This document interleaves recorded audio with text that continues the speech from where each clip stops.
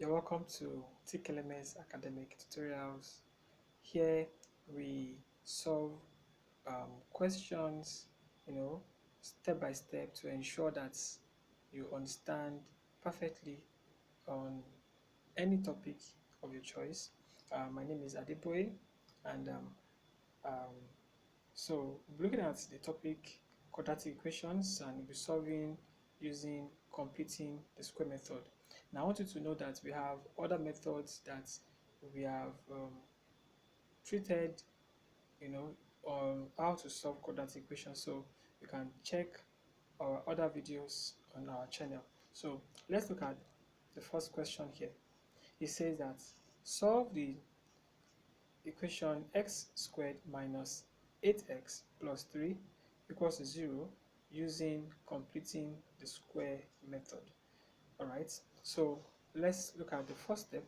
It says that rearrange the equation by moving positive 3 to the right hand side. So the original equation as you have here is x squared minus 8x plus 3 equals to 0. Now to solve this, you take the positive 3 which you have here from the left hand side to the right hand side of the equality sign. So that is what we have here. Now the positive 3 turns to a negative 3 as you move it.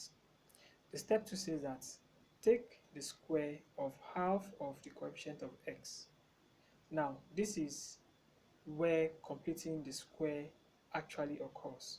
So, and you need to watch this closely so that you would not make, some mistakes. Now, we have negative 8x. So, x is a variable and the coefficient of x over there is negative 8. Okay, now we are asked to take the square of half of the coefficient. So first we're going to take half of 8, that is 8, negative 8 divided by 2, and that's going to give us negative 4.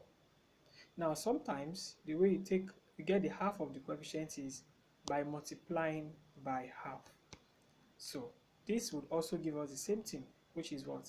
Negative 8 over 2, and that is negative 4. Then the next thing is we're going to square it. So you square this. Now obviously if you square negative 4, that is negative 4 multiplied by negative 4. Okay, so negative 4 multiplied by negative 4, that's going to give you 16. So whether it's negative or positive, you're going to have 16. So, and that is exactly what you have here as positive 16. Now let's move on to the next step. So the next step says that add positive 16 to both sides of the equation. Okay, now where did we get the positive 16 from? We got it from the from step 2. Okay, so we're going to add that to both sides. Now there are some times where instead of adding the positive 16 to both sides, you could decide to add positive 4 squared to both sides. Now where did you get that from? We got that from here. Now yes, we know it is actually negative, but it's already 16, so you can just say you're adding 4 squared to both sides. Okay, so let's move on. So we are adding positive 16 to both sides of the equation. Now on the right hand side you have negative 3 plus 16, you have it as 13 or positive 13. Now note, x squared minus 8x plus 16 is now a perfect square. Here we have it on the left hand side. It's now a perfect square. It can be rewritten as this. Okay, so the 16 can be rewritten as 4 squared, which is also this. Now why did we say it is a perfect square? It's a perfect square in the sense that now when you have your x minus 4 and you expand it, okay, what this means is x minus 4 multiplied by x minus 4. So we are multiplying x minus 4 by itself. So when you expand this, you're going to have your x squared minus 8x. Okay, so you can actually check that. when you expand it, you're going to have your x multiplying x, and then x multiplying negative 4. You're going to have x squared minus 4x, okay, and then negative 4 multiplying x, and then negative 4 multiplying negative 4. You're going to have negative 4x and then positive 16. Okay, so you have x squared negative 4x, that gives negative 8x, and then you're going to have positive 16. So as you can see, we've gotten this back. Okay, don't forget that 4 squared is the same thing as 16. So that is what it means. So you could write it as x minus 4 squared. Now I want you to take a look at something closely. Here, what you have is x squared minus 8x plus 4 squared. That is what you have here. Now, how do we write this such that it's going to give us this? So what you do is more of picking. So you have this, you have this, and you have this negative. That is what I want you to look out for. So you pick x from here, you pick the sign here, negative. Now, not this, not this, okay? You're not picking that. So you pick that, then you pick 4, which is what you have here, and then you square it. That is how you arrive at x minus 4 squared. So you need to avoid the mistakes that come at this particular stage. Now, step 4. It says rewrite x squared minus 8x plus 16 in the perfect square form. So it means that what we have here, which is 13, and then what we have here, okay, we're going to combine it such that it will look neater. So here you have it, x minus 4 all squared equals to 13. Let's move on to the next step. It says take the square root of both sides. Now, why do we need to take the square root of both sides? We need to take the square because we are interested in the value of x. Yes, x is what we are interested in. So if you look at this side, we have x minus 4 into bracket square.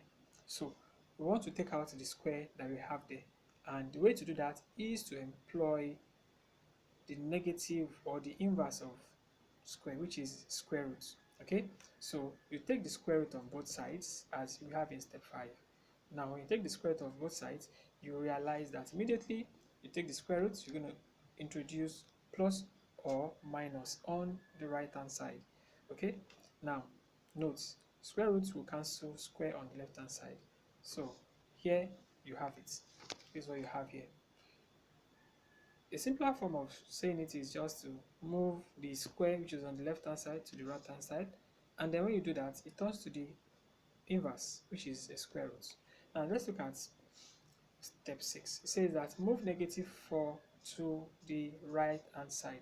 Now do not forget that we are interested in getting the value of x, and moving the 4, that is, it was negative 4 on the left hand side, and then it becomes positive 4 on the right hand side. Okay, so now we are left with x on the left hand side. Now let's look at what is in step 7.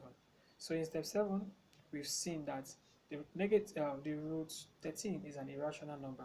Okay, now find the square root of that 13 and then you solve.